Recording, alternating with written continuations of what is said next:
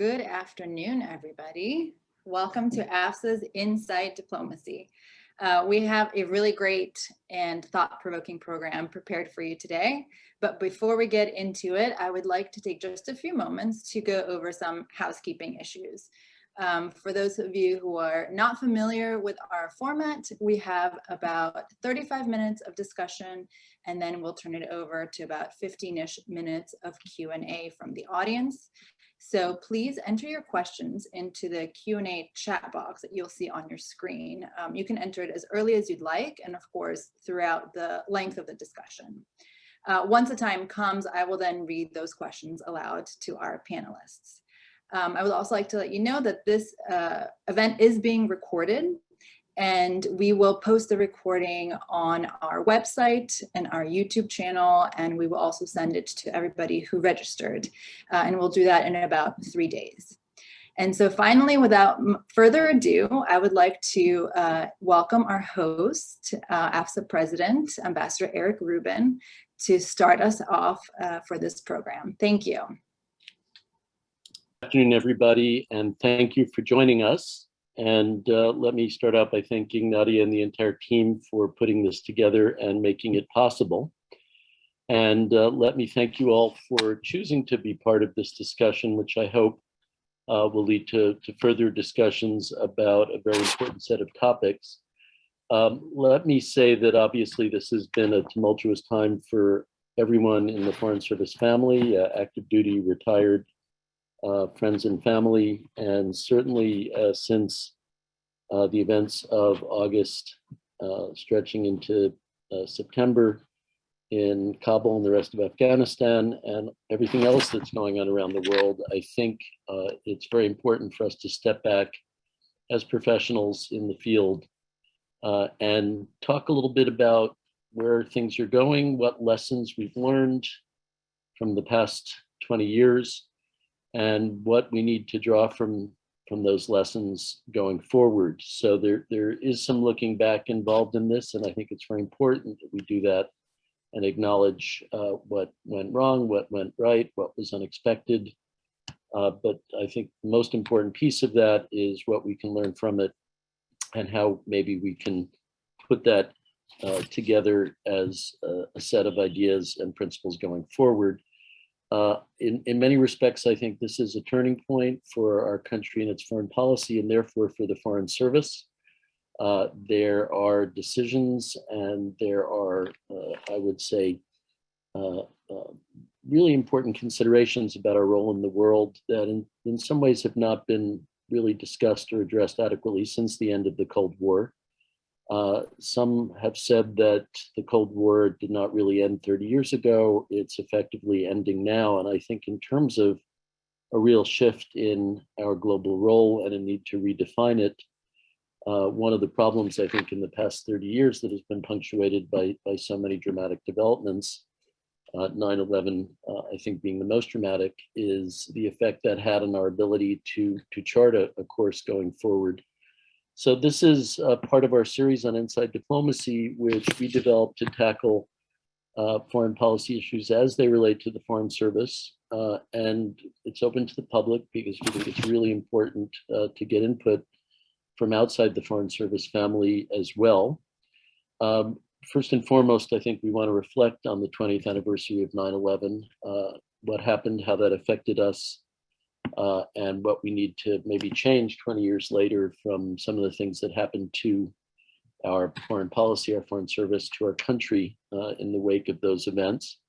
And certainly our foreign policy hasn't been the same since 9/11 in just about every respect. Sometimes on paper it's been the same, but I think in reality, just thinking, for example, about NATO, which is the same on paper with some enlargement with new members, but in reality, NATO's role and orientation toward its mission changed dramatically on 9/11. And I think that's a discussion that's waiting to happen as well.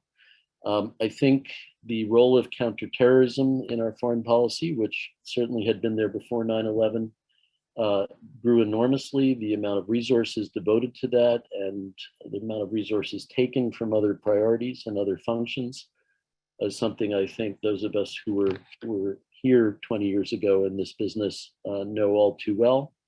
Also, the question, as it has been described, of the militarization of foreign service culture, I think is very important. So many of us have served with, together with the US military, in some cases under US military oversight or command. And in some respects, I think 20 years later, it's a different foreign service as a result of that, plus the fact that at least a quarter of our colleagues in the active duty and retired service served in unaccompanied danger posts in the war zones. And that is something that our foreign service had not seen since the wars in Southeast Asia that ended in the early 70s. So that had an enormous impact on our culture, on our, obviously our day-to-day lives in the foreign service, the impact on families, and so many other things that I think are worthy of discussion. So really the key thing I think we want to try to do today, at least in starting a conversation, is to ask those questions. What has this meant for the foreign service? What does it mean going forward? What is the conversation we need to be having, that we need to be pushing our Congress and the administration and all of our foreign affairs agencies to be confronting?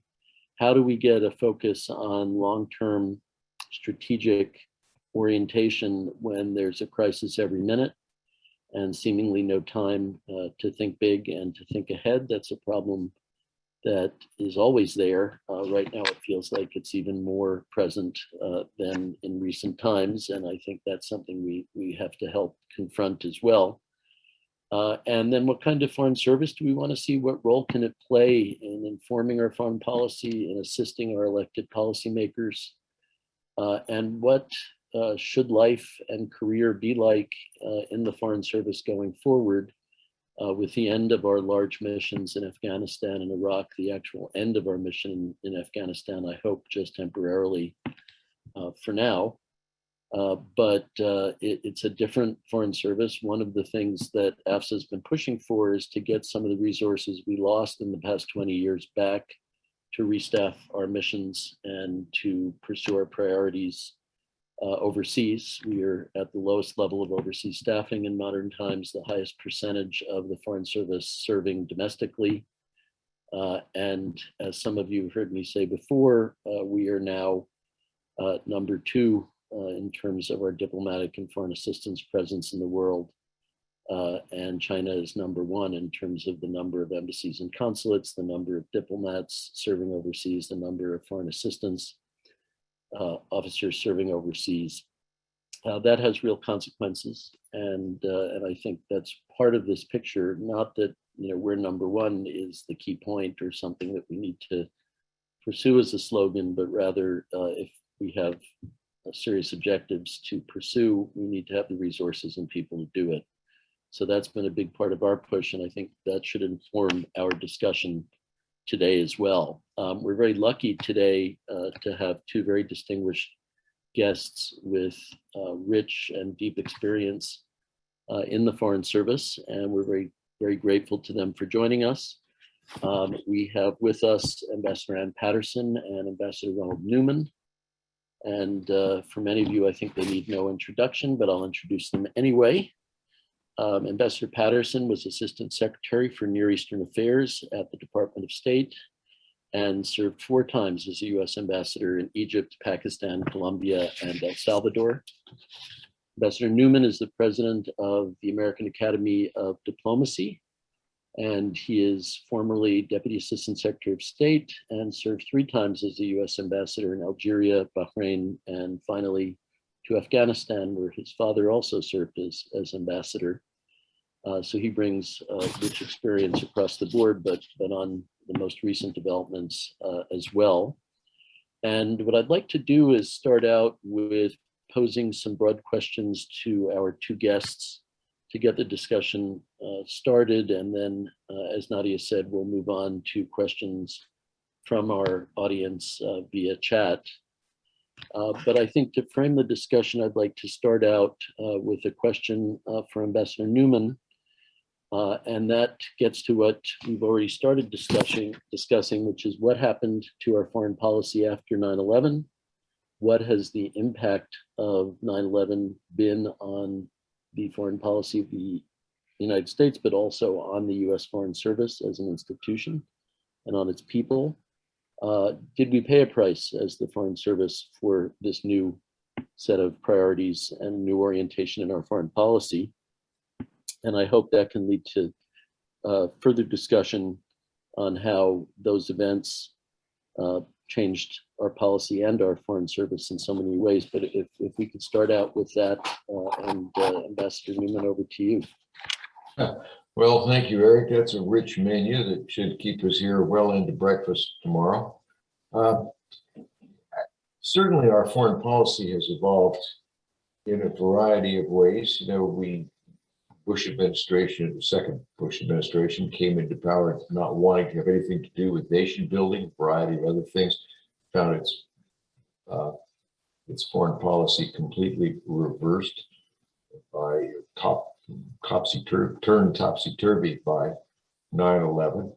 It's very difficult, I think, for many people now to remember the sort of absolute fear in which those early months and years took place, with the administration beside itself, not knowing what other threats there might be and how they had to be headed off. And so that approach into heavily counterterrorism policy was, as you said,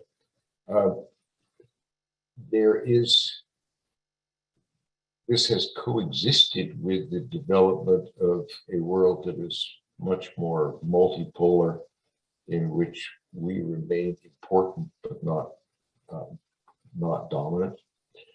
And we've gone through several periods, to some extent, the Bush administration, much more so in the Trump, where we had what some people have jokingly called one meeting diplomacy. Once we've told you what we want, we don't have to talk to you again. That hasn't worked all that well. We could, wander off in this endlessly. I think there's an immediate consequence in the policy realm, and then I think perhaps it's more germane to talk about things that we can get our hands around. It's what's happened in the Foreign Service.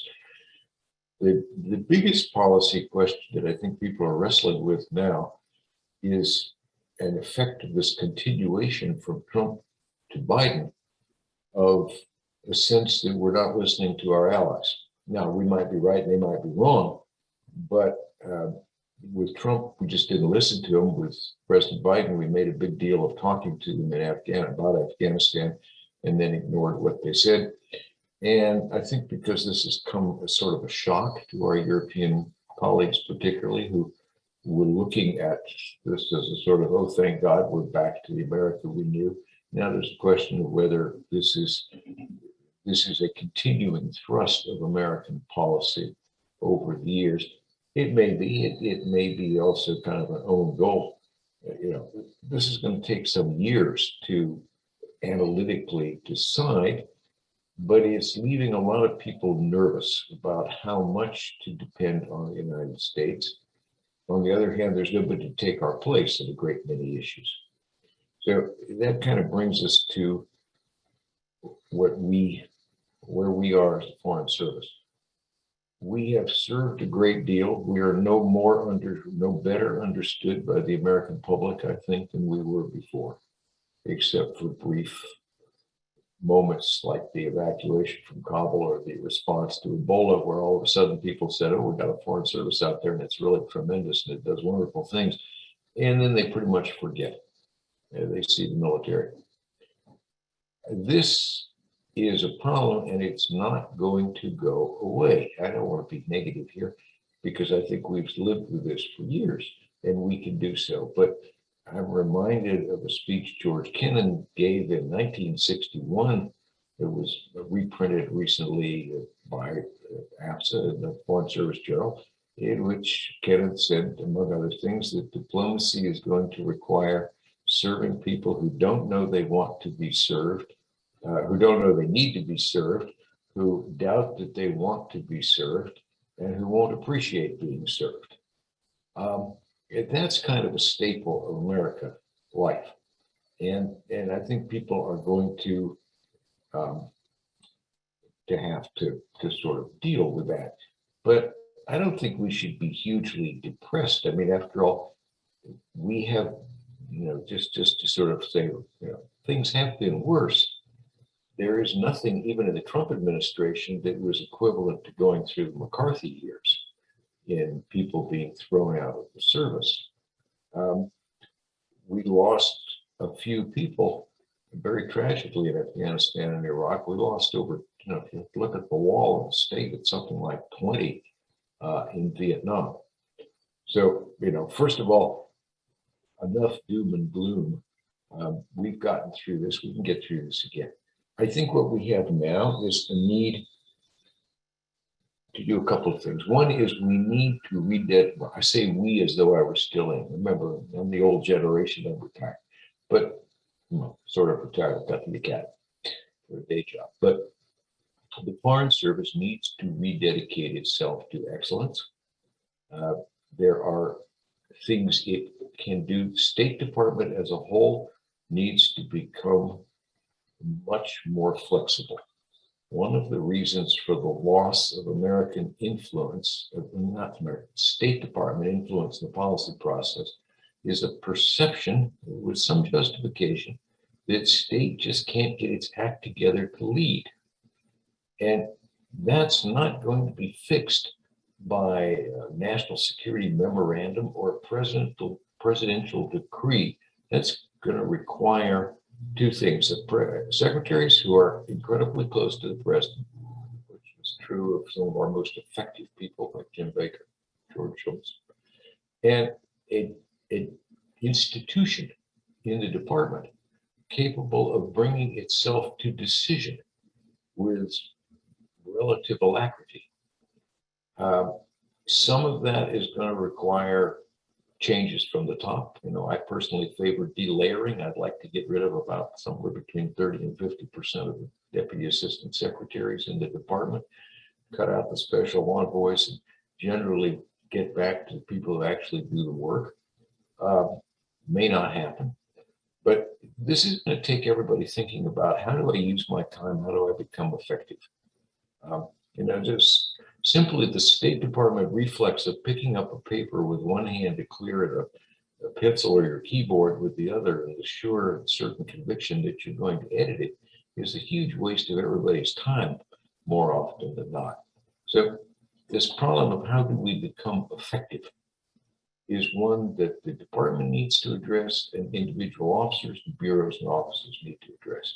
And I could wander on, but that's enough for starters.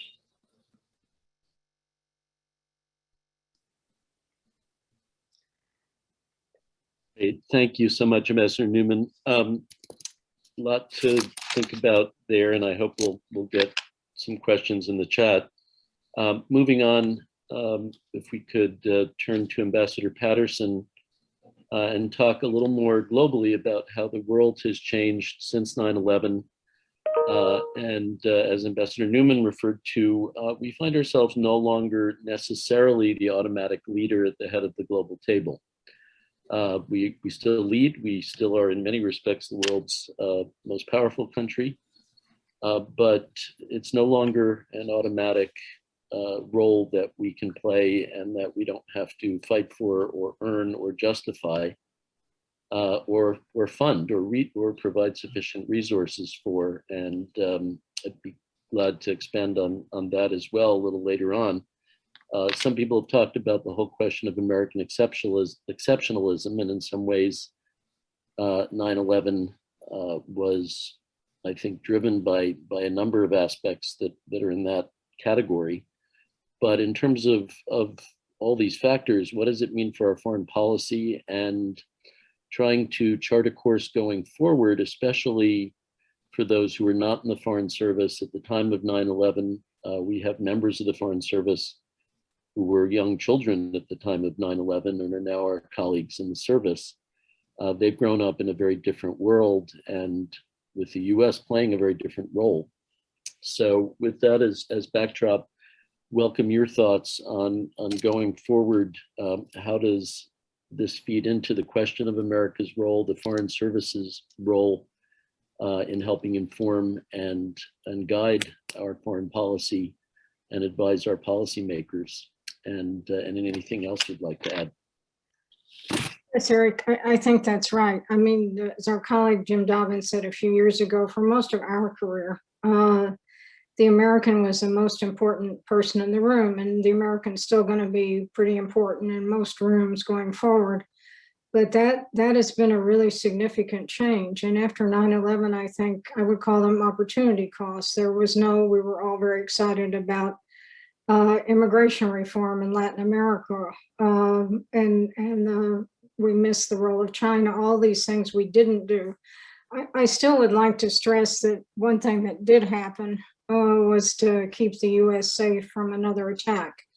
And we can come back to that. I don't think these resources that went into the war on terror were entirely wasted. I think they were misapplied in many cases.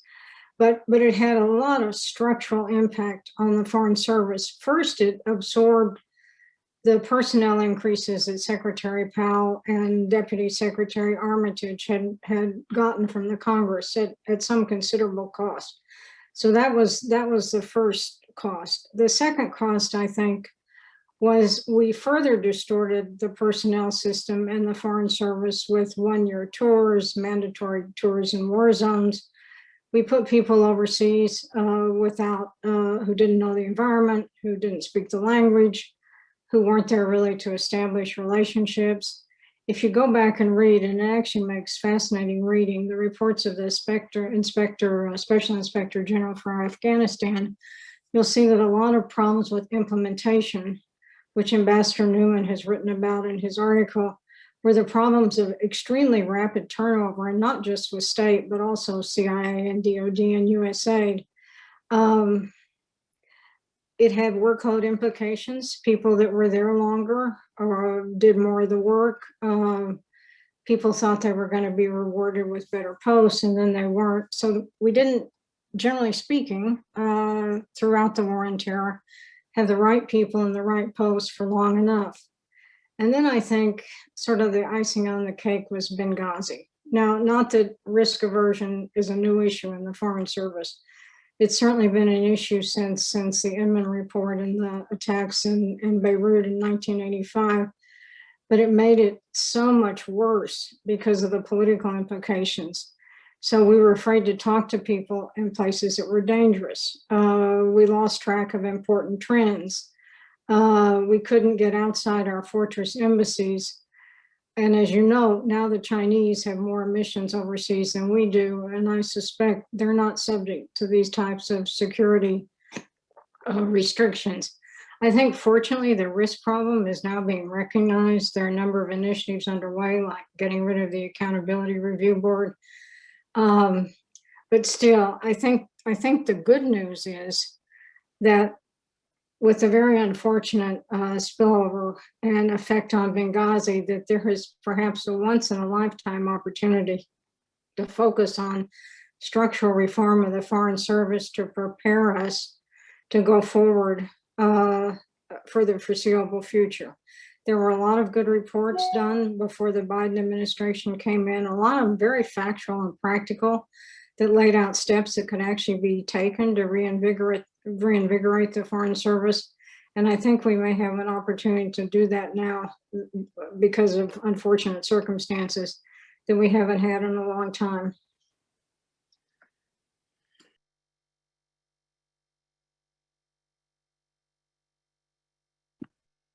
Great, thank you very much. And yeah, there have been a couple of headlines that I noticed, but one of them a couple of weeks ago caught my eye, and that is that we now have the world's second largest Navy. And that's the first time since World War II. The Soviets, and I guess, competed with us for short periods, but never really passed us. But it's just an actual fact in terms of number of ships, and that may or may not be significant, just as in principle, number of overseas missions and diplomats is important, but it may not be the whole story. But we have to confront this and not, I think, continue that we're number one when actually we aren't in many respects. And then we have to pay for the competition that we decide is in our national interest. And that's a discussion that I think we need to have with the American people, but not so much the Foreign Service doing that, but our leaders and our representatives in Congress. But I do think you pointed to lots of aspects of this. And I would just say the doing more with less philosophy that has been really the reality for most of my career, and I'm sure yours as well, is starting to really be a problem because our desires and our wishes in terms of the role we're going to play in the world do not match the resources that we're willing to commit to this, or the number of people. And that's something that needs really serious attention. So thank you very much. And then another framing question, if I could, to Ambassador Newman. Given what we've just seen with the US withdrawal from Afghanistan, which followed the military withdrawal from Iraq, not complete, but most of it, I think the need for introspection in our foreign policy going forward has been highlighted by a lot of commentators. And obviously the events of last month have brought this into sharp contrast. So given that it's on everyone's mind, and given that this is unfinished business, and I would add that AFSA intends to be loud and insistent on the need to help all of our Afghan and third country colleagues who are still in Afghanistan and want to get out, and we consider this an absolute commitment, both in moral terms and also in our own national interest, because in this case, doing the right thing is also essential if we want others to trust us and work with us again in the future. So we're going to be part of the coalition that's pushing, and we're raising this on the Hill. I will say the administration has taken steps in the past few weeks to ramp up the efforts to get more people out, and we have been able to bring people out from 2 airports in Afghanistan. I am reminded by many of our retired colleagues who worked on the evacuations from Southeast Asia in the 1970s and 80s that almost all the people we got out after the fall of Saigon, after the fall of Vietnam, Laos, and Cambodia to the communists. So we can talk at length, and there will be lengthy discussion and analysis about what went wrong, but to some extent, I would argue we need to make sure that doesn't get in the way of doing the right thing now. And I want to salute our colleagues who at great personal risk volunteered for difficult duty on the ground in Afghanistan and now all over the world in the relocation centers. And we've got a lot of people here in Washington who are working full work days and then going out to Dulles Airport and elsewhere to help welcome the evacuees. So I want to thank them as well if they're on the call. But back to the question then, what would you take from these recent events, the most recent crisis in American foreign policy, or the biggest at least, in Afghanistan, a country you know well from multiple periods of your life? What does it mean for us going forward as a country, but also as the Foreign Service?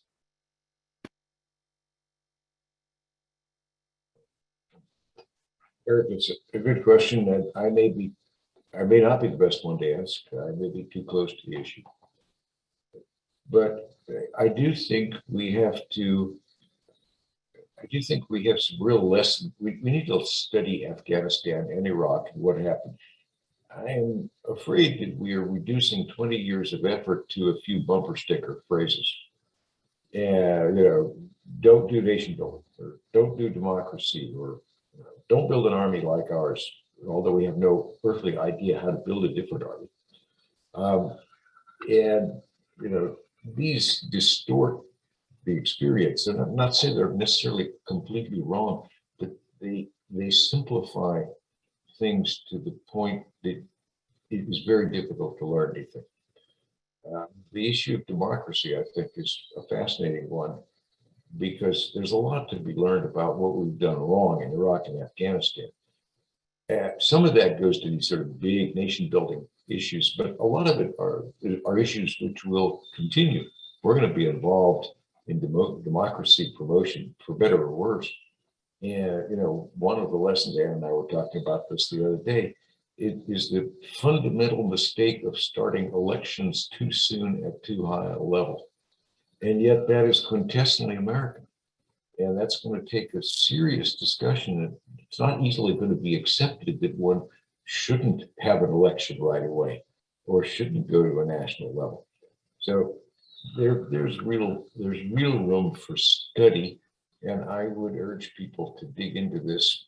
There's an issue which isn't going to be solved by the Foreign Service, but the Congress needs to authorize the Special Inspector General for Afghanistan to keep on for at least a couple of years to dig into these things seriously. There are some interesting lessons, tough questions for the Foreign Service.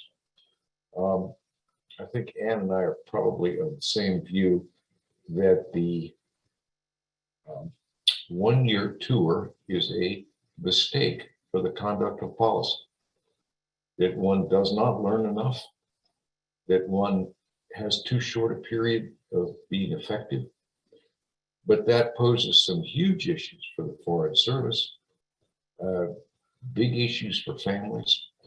How much compromise can one have? This is not, if it ever was the service where you could just tell everybody, get up and go, can't do that. So the starting point, though, is what's the price? And is that a mistake? If it is, then you have a whole nother discussion about how you fix it. There's a whole issue about how you bring to bear your best expertise on any given issue. I mean, in theory, we are worldwide available. Well, I say we as though I was still inside. The Foreign Service is worldwide available. In practice, we are extremely loath to get anybody to go any place they don't want to go at a time they don't want to go there. We're not going to become a service of martinets, and yet we need to rethink the question of duty here. So these are going to be tough questions. To state them is not to provide answers, but this whole question of duty and tour length, we're going to continue to have tough missions. In the academy, Anne raised the issue of becoming too cloistered, not talking to people. And big project in the academy right now is to get the Accountability Review Board legislation rewritten to a process more like the military's. But that's a starting point. We have a lot of people in the service now who have only known our current security practices. We're going to have to look at how other agencies deal with things, find out where's the balance point. We're not going to become a clandestine service. At the same time, we need to operate in a lot of places in ways other than the standard full-up armored convoy, because we don't have enough armored convoys. We don't meet enough of the opposition in other points, in difficult places. And so there's a need for, we're going to have to examine culture. We're going to have to examine tactics. And to say examine isn't to say dictate or immediately change, but it's to have a very serious discussion about whether we have gone too far. Now, on the security side, the problem for a number of years now has been a lack of leadership at the top. There has been no willingness to encounter risk, even when officers were far more willing to take it. And, John Kerry, in this the second quadrennial democracy development report, QDDR, had language in there about risk, both intellectual and physical. The administration showed no willingness to take those risks or to defend officers who took them. And certainly that was the case in the Trump administration. So part of dealing with risk, both intellectual risk in speaking truth to power and in physical risk, are issues where culture has to change on the top, probably at least as much as it has to change in the ranks. Thank you. And I note you commented on the need for cultural understanding and knowledge. And I would just note that in the previous administration, in the midst of this very large commitment, it was decided to discontinue weekly area studies for language students at FSI. And the clear message was, we don't need this because we don't need our diplomats to learn about the cultures and history and other aspects of the countries that they're being assigned to. Thankfully, it's back, and that mistake has been corrected, but I think it's a sign of what we've been through in terms of wrong priorities and misplaced decision-making. Just a quick follow-up, if I may, on that, specifically on the experience of having these fortress embassies, and you headed one in Kabul and Baghdad, which really were the first time we had done that since Embassy Saigon, and being either co-located with and serving with US military in some cases, such as in Iraq in the early years after our invasion, of having our people under military command. Any thoughts on how that affected us and what going forward we should draw from that? I want to pass this back to Anne, but you know, we have cultural issues. I mean, there are different cultures in the military and the State Department, and each one has its own virtues. And it's really important to understand the other so that you can work with it effectively.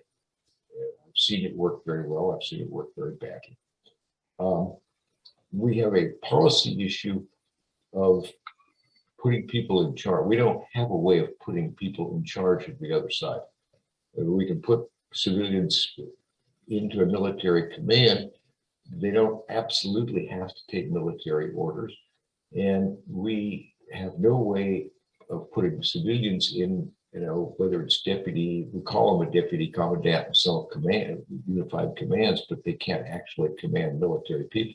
Now in Vietnam, in corps, we had places where the civilians were in charge and they had military under them, and they were under them. They actually took orders, and vice versa, where the State Department was subordinate. We've kind of broken out of that. So that's the problem. On the good side, I think we've learned a lot. I think all the years of having people jointly serving in PRTs in a variety of ways, military, I think the State Department Foreign Service at the upper level knows a great deal more now than it did 10 or 15 years ago about how to work with the military. You know, my generation was the people who came in out of Vietnam. And then we had a long period where nobody had any military service. And this was terra incognito to a lot of civilians. And one thing I noticed is people might not like what the military was doing, but they were very uncomfortable debating it with the military because they didn't know how to talk on the same terms. A lot of that's been changed. That's a good thing. And we need to figure out how to hold on to it.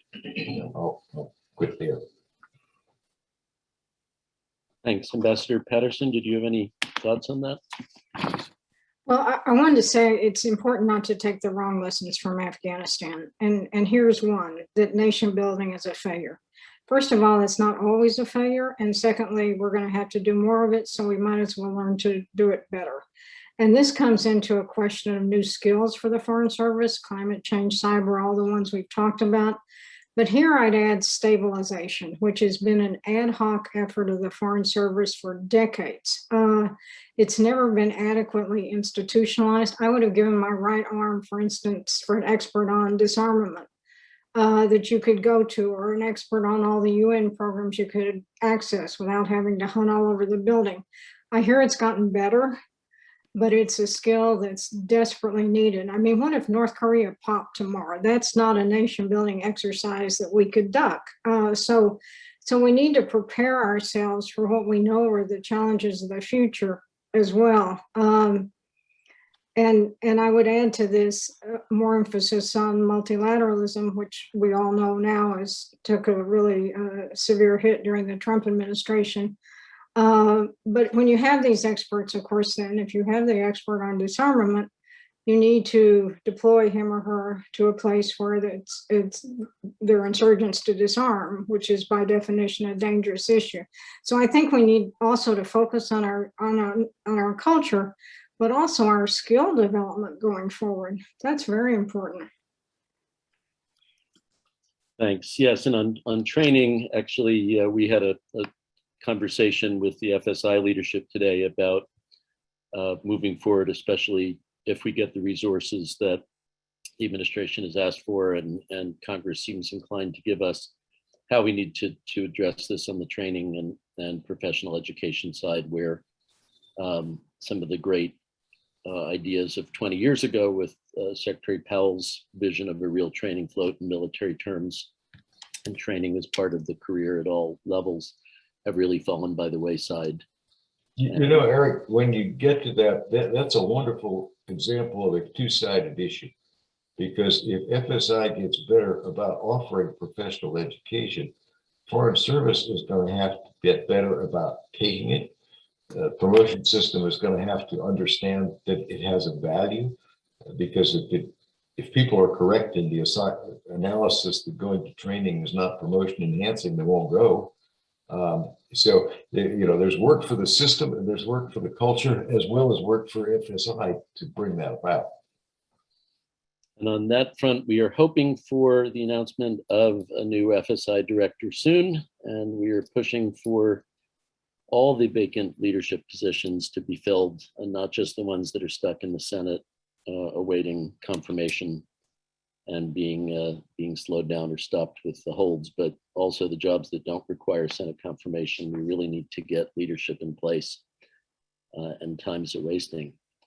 Thank you. I think that's a really good start, and I want to be sure we have time for questions, and we've got quite a number queued up both in the Q&A and the chat. So I think it would be best now to move to those questions, and I'll turn it back to Nadia. Thank you, all three of you, for a really excellent discussion. So I do have a lot of really good questions, really expansive questions. I will try to go through as many as possible, but I don't know that we'll be able to cover all of them in the next 15 minutes. So I will just start in no particular order. This first question is for both of our panelists. And it goes, do you have any ideas for lower level members of the Foreign Service on how to help return the State Department and all the foreign affairs agencies to their role in leading and proactively acting in national interest? And why don't we start with you, Ambassador Patterson? Well, I would say to younger officers, you got to speak up. And that's a problem. I mean, when the secretary comes to your post, tell him that you think you're not taking enough, that you're not getting out to talk to enough foreigners. Tell people what you think of the problems. I would urge younger officers to raise some of these issues with leadership, because otherwise nothing's going to happen. And there's a narrative out there that about, I would say, 10 to 15% of the Foreign Service is perfectly happy with the status quo across all these issues. And leadership sometimes uses the statements of those people to justify the continuance of the status quo. So all I can tell you is to speak out and make your voice heard at every opportunity. Ambassador Newman, did you have anything to add? Well, it's a wonderful question, because I mean, there are many places where one is limited in what one could do. And the point Ambassador Patterson's raised, first of all, about speaking out, and that's really important. This whole business of moral courage is extremely difficult, and I used to wonder why I would see military officers after I came out of the service who I knew had battlefield courage pulling their punches in staff meetings. And I finally decided that moral courage is actually more difficult than physical courage. That physical courage is often usually exercised under stress, when you have little time to make up your mind, adrenaline is flowing. Moral courage often has to be exercised in cold blood, with lots of time to think about consequences. And moral courage doesn't mean going out in the street and yelling. It means actually talking to seniors within your profession and finding ways to do that, both doing it honestly.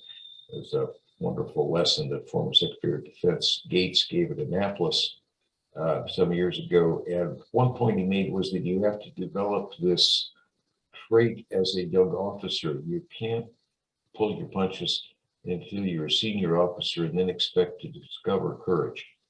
And I noticed when I came in the Foreign Service that there were some senior officers who were in a terminal tour. They were going to retire. There was nothing that, short of a felony charge, there was nothing they could do that was going to impact them. And they were the same gray, quiet bureaucrat they'd been all along. And they had developed that as a habit. So that's one. The other, which may put me on the wrong side of generational gap, but I think people have to, what is the balance of rights and duties of officers? And to say that is not to answer it. There are a lot of things people want from the service, work-life balance, all kinds of things that are right. The service needs to move, needs to do more on diversity, needs to do more on assignment fairness, and yet assignments have got to also have some aspect of who is actually best in the job, not just the process of assigning people. And that's probably always going to be to some extent subjective. I don't think there's ever going to be one answer to those things or a fixed answer. But I think as people discuss them, they need to come at them from a point of view of sort of what should be changed to make it fairer or better, and what are their own responsibilities to make it effective. That's certainly going to be the case if you start talking about longer tours in tough places. Thank you. We're going to switch now directions a little bit. And the following question goes, it seems to me that for a long time, our foreign policy has fallen deeper and deeper into the ideological hole of be like us, or we can't really be good friends. It seems to me that this has increasingly harmed our position in the world. Have we all but given up on realpolitik? Ambassador Newman, I'll start with you. I love that one. But I might be talking too much. Look, this tension between realpolitik and more of morality politics has been with the Republic since its inception. Don't get all wound around the axle. This is something new. When John Adams talked about we will speak to, frankly, of our example, but we go not abroad in search of monsters to destroy, he was talking directly about the tension between policies of intervention for reasons of ideology and policy of staying home. So one, expect the tension to continue. And certainly, remember, DRL is a creation of the Carter administration. And, I watched some long fights over Iran with what was then the Human Rights Bureau. So it's there. So the tension is going to go on. And the problem is going to continue to be to balance our real interests. And actually, I think we do balance them more often than not, but we don't like to talk about the balance. We tend to want to talk only in terms of hyperbole. And that's going to put a requirement on the Foreign Service to be willing also to speak in public about when should we have a less expansive policy or simply realism. The other day I was listening to a congressional hearing and somebody said, what are you going to do to ensure Afghan women are protected? Well, there's a lot we can and should do for Afghan women. But, one starting point is there's absolutely nothing in our power to ensure they're protected. Let's get this discussion into a realistic formula of what our powers are, what we can do, what's a legitimate goal, and let's work at it hard, because I think we have raised up a lot of people in expectations, so we may leave them alone. But let's talk about it in terms of what is doable. And that's going to, what can I tell you? That's going to be a discussion that we will continue for your entire career. It's been going on for 200 years. Expect it to continue. Thank you. Ambassador Patterson, this next question I want to direct to you, given our discussion about nation building. This question says, with the general cry about us not being involved in nation building, or questioning, I guess, our involvement in future nation building, what does this mean for USAID efforts in international development?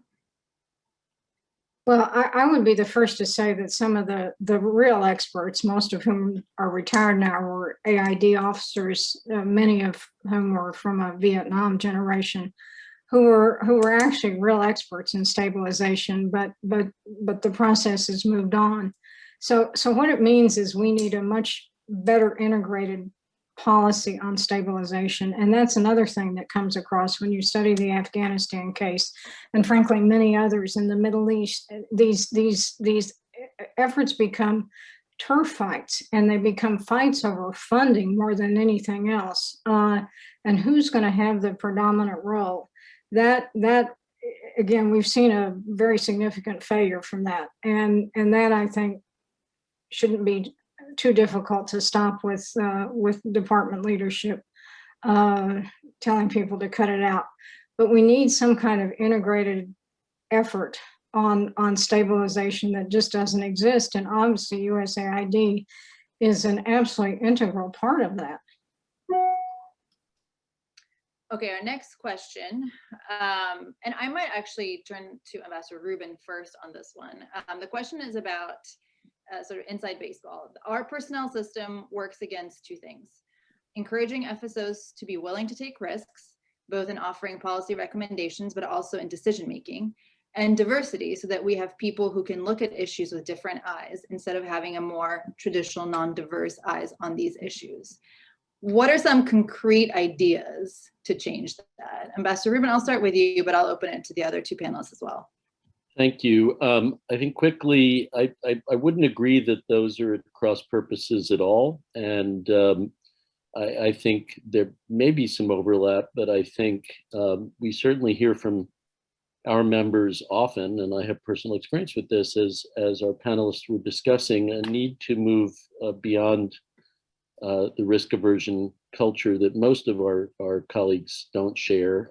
Obviously, Benghazi and some of the events that came before it had a huge impact, and you can't ignore that in terms of a real fear of ending a career or worse if you allow people to take necessary risks. I think we're now realizing, especially if we're going to be operating across the world without massive fortress embassies and massive security presence, that we're going to have to get back to the nuts and bolts of diplomacy, and that means getting out and doing the job and accepting basic risk with good security support, but not necessarily keeping people from doing their jobs. I think the question of diversity obviously is a huge priority, and one that we've been failing at for quite some time. And we've been working up a list of objectives, and we've been working very closely with the Senior Diversity and Inclusion Officer, Ambassador Abercrombie Winstanley, to try to launch some initiatives. Some of it has to do with the way our system works. Some of it has to do with the people who would like to come in, and our system isn't really able to accommodate or recruit. But some of it is the work culture. And I think orienting ourselves around a new sense of direction and purpose. And again, we're going to need our national leadership to help define that. We can't do it from the trenches. I think is critical in giving people that vision. And that will also motivate more people to want to join us.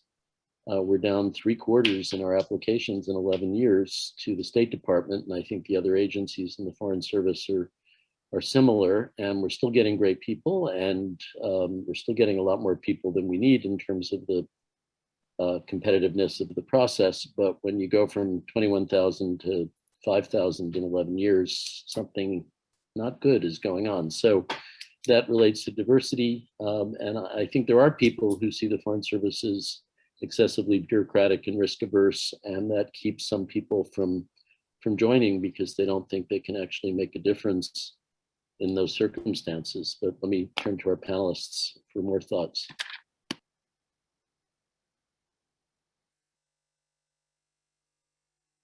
Ambassador Patterson or Newman, did you have any additional thoughts on this? No, I thought that summed it up. Okay, I think that was fine. great.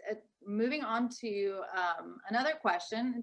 It's an expansive one. So given everything that is going on right now, that seems a little bleak in terms of the world situation, where do you see signs of hope when it comes to democracy, global cooperation, economic liberalization? And how would you define or characterize today's era of global affairs? And maybe Ambassador Patterson, I start with you. Well, I think I think we need to get back to basics in the Foreign Service. And I think, and we've talked a lot about that, people who are in post long enough, speak the language, know something about the country, because I think there are lots of opportunities out there in places like Latin America, which we've sort of ignored, that we could promote the democracy agenda, which has faltered. We could certainly promote trade and prosperity, which is also sort of, you know, in bad odor right now. But there are lots of opportunities in these parts of the world that have been relatively ignored. I don't know much about Africa, and I think actually it's probably gotten more attention than Latin America. But there are opportunities for a global foreign service to sort of reinforce our position all over the world. It's not just Asia, it's not just the crises in the Middle East, it's not just Afghanistan. There's just a lot of initiatives out there we could be taking if we were more effectively globally deployed. Thank you. I have next question is the following. Many policy people are now declaring after 20 years that the war on terror is over. Did I miss something? As we still have significant terrorist threats, is it really time to move on? Ambassador Newman, I'll have you take this one on first.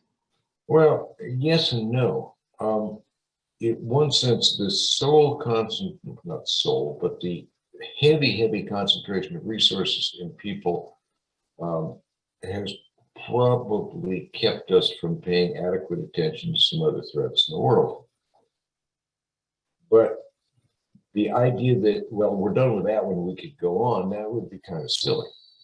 The analytical resources that went into preventing another terrorist attack in the United States were an enormous part of the issue.